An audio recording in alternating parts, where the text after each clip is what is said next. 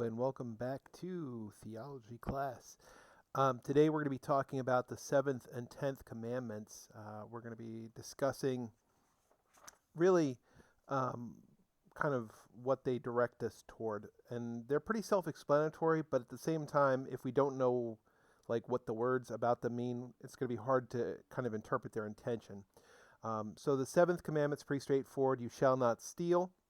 The 10th commandment is also fairly straightforward if you understand the meaning of the word, and it's you shall not covet your neighbor's goods. Now, it's pretty close to the 9th commandment when it said you shall not covet your neighbor's wife. It speaks to desire or lust. So let's start with the 7th commandment, and then we'll move on to the 10th commandment. The 7th commandment, both and 7th and 10th commandment both really kind of basically can be summed up the following way. You have the responsibility of respecting your neighbor's right to own things, right? Because you in turn, out of justice, would expect people to respect your right to own things. That is, to not take what is yours, and vice versa.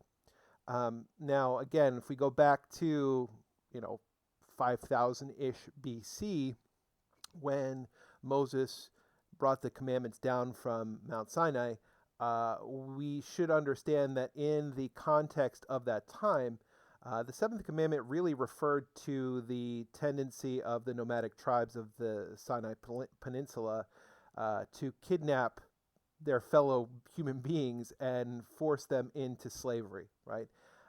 And if you look in the books of Exodus and Deuteronomy, doing so would you would receive a death penalty for doing that and being found guilty of it. So when we look at this, it stems from not respecting the human dignity of another person, very specifically forcing them into slavery. So that's where it originates. But today, for us, we really have to understand that his really all-encompassing as far as a reminder for us to unjustly, again, justice being the focus here, take what is someone else's and keeping it as if it were yours when it is not. So the Catechism kind of lays it out like this. It says, it forbids unjustly taking or keeping the goods of one's neighbor and wronging him in any way with respect to his goods, and commands justice and charity in the care of earthly goods and the fruits of men's labor. You can find it in paragraph 2401. So that's the 7th commandment. And when we look at the 7th commandment, something to kind of keep in mind is that we have to value other people's property, right? We have to have a respect for their ability to have it. And when we look at this, it kind of gives us a nice bullet point list, of things that violate the 7th commandment on page 245 in your textbook. Deliberately keeping objects that someone lends you, right? So when you allow somebody to borrow something and they don't return it to you, that's a violation of the 7th commandment. That's theft, or if you do it too. Keeping things you find without making an effort to locate the rightful owner. This one I find to be a violation that a lot of you guys don't think of as a violation. Well, I found it. Nobody obviously owns it. Well, that's not true, right? If you find something and it's not yours, it's not yours, and it obviously does belong to somebody else, and you do need to make in good conscience, right? Key there, an effort to locate who it does belong to and give it to them. At bare minimum, you shouldn't take it as though it was yours, right? The third bullet point, business fraud, and that is a wide variety of things, but most of them all of them involve kind of claiming ownership of stuff that is not yours, whether it's time that you worked or whatever. That's an example of business fraud. Using money to do X, Y, and Z, saying you're going to do X, Y, and Z and not actually doing it. That's business fraud, right? So there's a lot of different things that would fall under the category of business fraud that are violations of the 7th commandment. Paying an unjust wage, and we see that in the world that we work in. So unjust wages, you're not giving the person what they're actually earning in terms of the effort and quality of work that they're giving you. Price fixing. Price fixing is setting a point, and this is really working in collusion, working with other people to like that are in your same business, saying we're not going to set a price any lower than this, and kind of it's not just to do that in terms of forcing people to have this false price point as the point at which they have to have it. So price fixing is a violation of the seventh commandment. Participation in corrupt systems, which often lead to some unfair financial, political, or professional gain or advantage. Collusion would be an example of that. Pay to play kind of scandals, things like that, where you have to pay X amount of dollars to participate in something when it's really not everybody has to do it, things like that. Next bullet point, the taking and personal use of supplies or common property that belong to an employer or larger enterprise. So basically what it's saying is going to your job and taking the stuff that's there and acting as though it's yours, and kind of stealing from your boss, essentially, or stealing from your company. Now, you can certainly borrow stuff and use it for your job and return it. Like that's completely morally illicit, but taking it and then acting as if you're the owner of it, that is theft, right? Tax evasion is one that they have on here. And then the list continues on page 246. Doing shoddy or poor quality work or failing to complete work that's been paid for. If you've ever watched the show Homes and Homes on either HGTV or the DIY network, you can see that he goes in and fixes the work of contractors who do just that, who say they're going to do X, Y, and Z and then don't actually do it. So that part of it is bad too. Failing to pay people who actually do it is bad. Not living up to your end of the bargain, saying you're going to do it, is also bad, right? Both of them are bad. Check or invoice forgery. Basically, I'm going to pay you this amount of money. Here, I'm going to give you this check that says that I'm good for it when you are in fact not good for it. Invoice forgery is saying that we needed to use this, this, and this, and you didn't actually use this and this, so you can charge more money to the people that are paying for it. Expense account padding in order to make unfair personal financial profit. That's like I go to a work-related dinner, right? And my dinner costs $50, and I charge my company $200, so I make $150 profit. That's what that one is. Wasting time or materials. This is what's called time theft. Like if you go to your job and you're not entitled to a 15-minute break. P.S. If you work in this country, you as minors are every 4 hours entitled to at least a 15-minute break, every 6 hours, a half-hour lunch break. And if you're not getting them, you are being treated illegally by your company, and you should report it to the EEOC, the Equal Employment Opportunity Corps, or to the Better Business Bureau, or whomever, because you are being mistreated according to the law. Now we know, and I've already said, that laws are not always just. Well, that is a just law, that you are to be treated justly. So the converse of that, anyway, back to the point, wasting time or materials, like you take a half-hour break that you don't clock out for, and like to smoke or whatever it is, you're basically being paid and you're not doing the work that you're being paid for. That's what's referred to as time theft. You're basically taking from your employer. They're paying you for work that you're not doing. And then the last bullet point they have, willfully damaging public or private property, vandalism, right?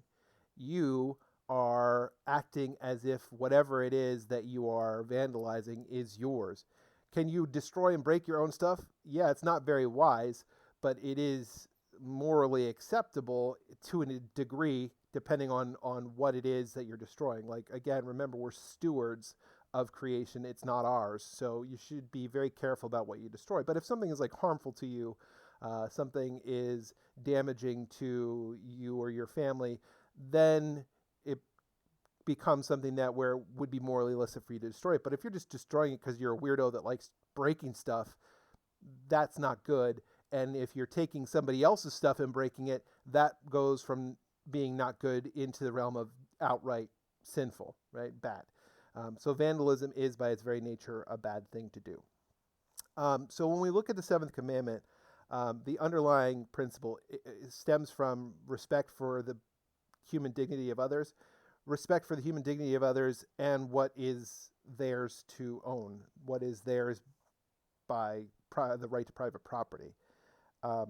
So if we don't kind of follow that common sense, it's going to lead obviously to injustice, because if we don't respect the rights to private property of others, how out of justice can they respect our rights to private property, right? So when we look at the seventh commandment, if we all kind of did what we wanted to do, or not even what we wanted to do, if we all kind of live by the it doesn't matter what your stuff is, imagine the chaos that would ensue, right? There would be no kind of social systems. There would be kind of no economic systems. We would live in complete and total anarchy, and it would be not so good for us. The Christian reading, though, of the seventh commandment doesn't outlaw things like gambling or games of chance, but it does forbid it if it becomes kind of addictive, if it kind of enslaves the person who is supposed to be the breadwinner for your family, and they're taking money that should be given. Again, what's the purpose of money? It's to care for you and your family. If they're spending their money, and when I talk about games of chance, I'm talking about like betting online or going to the casino or whatever, that becomes sinful when it interferes with their ability to provide for themselves and their families. Part of the seventh commandment is respecting nature. We talked about this a little bit in the last video, but as stewards of the earth, we have the responsibility out of justice. If we're going to be people who receive the goods of creation, right, out of justice, we need to leave those goods for those that are going to follow us, right? The people before us gave us a world that we're able to use and as appropriate, and we should do the same. We should continue to care for the world in such a way that it makes the beautiful goodness of this world available to the generations that will succeed us, right? So that's part of the seventh commandment as well. And it speaks to that reality that while we're given kind of the ability to use creation as appropriate, God still is the creator of all creation, and he has dominion over all of it.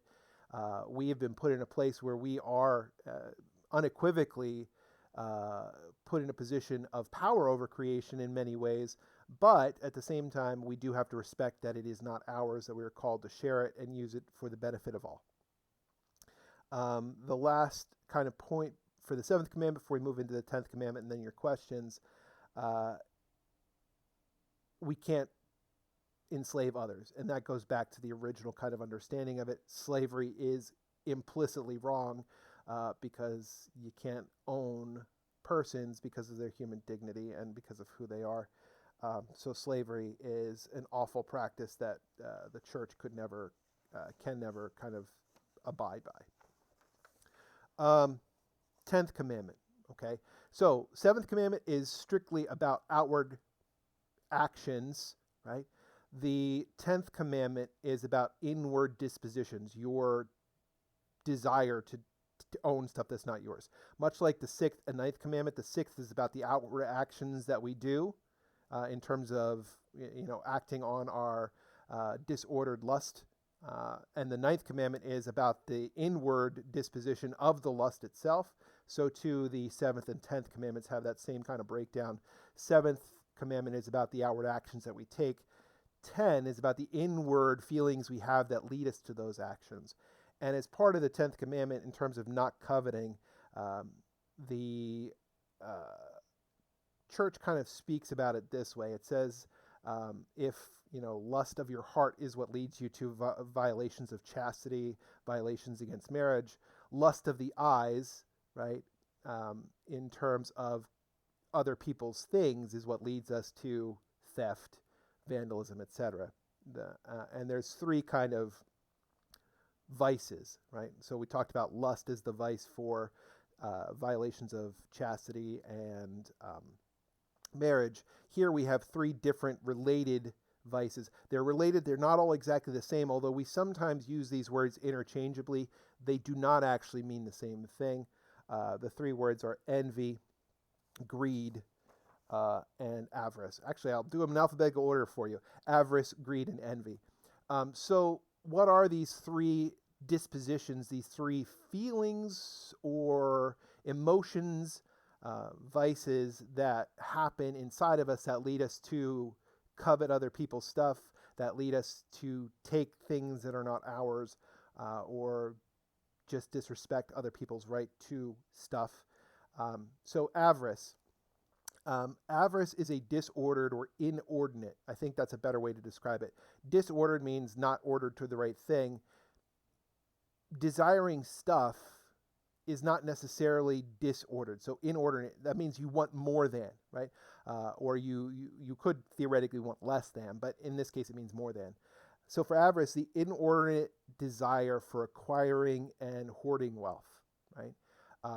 So if you have avarice, it's really concentrated mostly on a desire for money and what goes with it.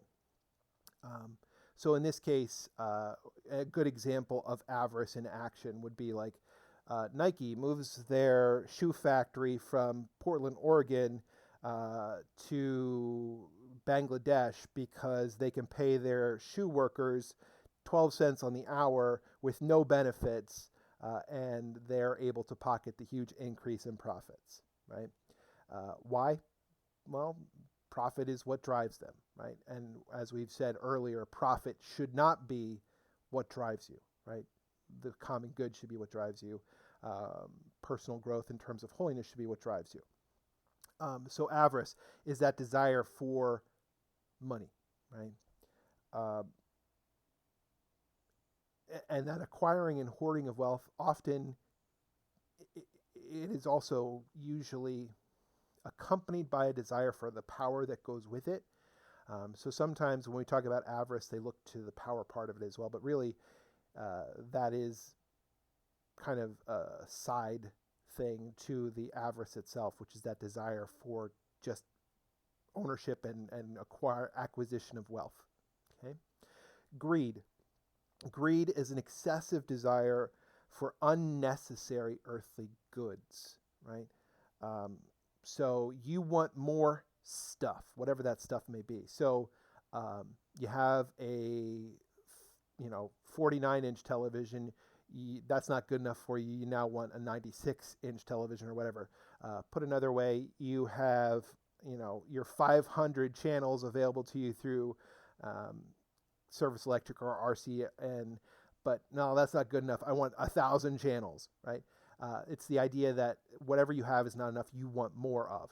Okay, so greed is that excessive desire. It goes beyond what is appropriate into the realm of sinfulness. Okay, and then the final one is envy, and I clearly went out of alphabetical order. I was trying to do it and then brain farted my way out of order. Envy is a wrongful, and this one really often does lead to other sinful actions. Envy is a wrongful desire for the possessions of another, or, and this is where it does, unhappiness at another's good fortune. You not only want their stuff or what they have, but you're actively sad or not even sad, angry, unhappy that they have it. What you think, hey, that's theirs. No, it should be mine, right? So envy kind of manifests itself if we look at the story of Cain and Abel, right? God preferred Abel's offering to Cain's, and Cain was envious, right? He was unhappy at the fact that God liked what Abel gave more, right? So for me, I hate Joe, right? And I'm just putting a random person, and I don't actually hate this person, this random non-person Joe. I hate Joe because his parents gave him a brand new car on his 16th birthday, and all I have is the used car that I bought, right? How dare he have the good fortune, right, of having parents who are able to give him this? Maybe And this is without even getting into the back. Maybe his parents aren't all that wealthy. Maybe they saved up a lot of money because he's worked really hard for them, whatever. And this is really where envy is problematic for a lot of reasons, but it is me-centered, right? When it really shouldn't be about me, okay? So that's envy. So 10th commandment really is asking us to look at those disordered desires that we have. The only other thing I would ask you to do is, for this, before we get into the questions, take a look on page 247 and 248. They give you some really good exercises to do. Please make sure you do them. They will certainly help you in really kind of unraveling what it is to covet. And at the end of the day, why is coveting wrong, right? Well, it takes place in our heart and our head, and it's a disordered attachment, right? Most of the stuff that we're looking at in terms of attachments to stuff are disordered because they prevent us from being the ordered attachment to our Creator, to God, right? They become barriers to that relationship. And so a desire for the stuff that God has created is not necessarily bad, but when it becomes the main driving force behind our lives, that's where it becomes an issue, right? And anytime stuff of this earth becomes more important to us than relationship with God, that's a problem, right? And avarice, envy, and greed all point out the disordered attachments that we have to stuff that is not relationship with God, first and foremost. Okay, that's the main issue. So 247, 248, do those exercises. They're going to be pretty helpful to you. They're certainly going to be helpful to you when it comes to taking your quiz on Thursday and your test on Friday. So you have four more questions, and then we have a couple more, and then that's it for the year and for the unit. So please make sure you're turning your stuff in on time on Thursday and Friday for your journals. But let's take a look at these questions. I'm not going to answer all of them because I think some of them you can certainly answer on your own. I'll answer the ones that the textbook gives you a definitive answer for. The first one, what are some attitudes outlawed by the 10th commandment? I just went over all of them. Avarice, envy, and greed. And those attitudes or inward dispositions, vices, are all things that serve as an impediment to relationship with God because you have now decided that you want stuff, whatever that stuff may be, that avarice, envy, and greed are talking about, more than relationship with God. Second question asks about envy. Define envy, but what is envy? Envy is sadness over what another person has or can do, and it's an inordinate desire to have what they have or their traits, even using unjust means. So in the case of Cain and Abel, again, we'll use that as an example. What does Cain do once he finds out that, God likes Abel's offering more? He kills him, right? It leads him to murder. And envy can often lead us to do stuff, other outward actions that are definitively sinful, right? Evil, you could even say, right? The actions are evil. The third question, define theft. List 5 different types of theft. You have those examples on pages 245 and 246. Those bullet points are all examples. But theft is the unjust taking of someone else's property. Usually, actually, it is always against their will. Whether they know it or not, it's their stuff. Now, if somebody gives you stuff out of charity, is that theft? Of course, the answer is no. That's not the taking against their will. It is taking something that a person would, if they knew about it, say no, or that you just kind of assume that they would say yes. So I did ask you in your one journal question, and this is an important kind of distinction here. If you're lost in the woods and come across a cabin, is it sinful for you to, go inside of it, like break the door down and take stuff so that you can survive? The answer is technically no, provided, if you were in real dire straits, And this is the important part, and what kind of we as Christians are called to do anytime we take what is not ours. If a person would reasonably say yes to helping you out in that situation, you could assume they would say yes, but you still need to pay them back for any damage, any taking that you did. So in this case, it's what we would call restitution, as opposed to, and we'll talk about this in the last video, reparation. So when we lie, we have to repair the damage that our lie does, reparation. In the case of theft, right, or taking, and the varied kind of ways that theft kind of appears, we have to pay restitution. We have to restore them to where they were before. So if you break into their cabin, even though you're dying, it's not technically theft, because you can assume that they would. And this is a case where assumption is okay, as long as you restore what you take from them, repair the damage that you've done to the door, etc. As long as you pay restitution, it wouldn't be considered theft. Okay, but again, it goes back to, is it reasonable to assume that if somebody sees you dying, they're going to try and help you out? I think it is. Okay. And again, you would use yourself as the example of justice there. If you were in their position where you could help somebody who was dying, would you? And the answer is yes. The reverse can be true as well. And you can proceed forward from that. And you should also always make a effort to pay restitution, to restore what you've taken from that person, albeit not necessarily unjustly. Okay? It's a long-winded answer for this one, for number 3, but there you go. The fourth one, examine today's newspaper, find several examples of violations of the 7th and 10th commandment. I don't expect you to have a newspaper, but you can go online, and I want you to look for, if you just go to the main page of CNN, Fox News, MSNBC, Wall Street Journal, wherever, just go onto the main page and find several examples. You can go into morningcall.com, right? Whatever. You're going to find several examples. And again, remember, 7th is pretty straightforward. You can look to that. But remember that the 10th commandment often leads to other types of actions.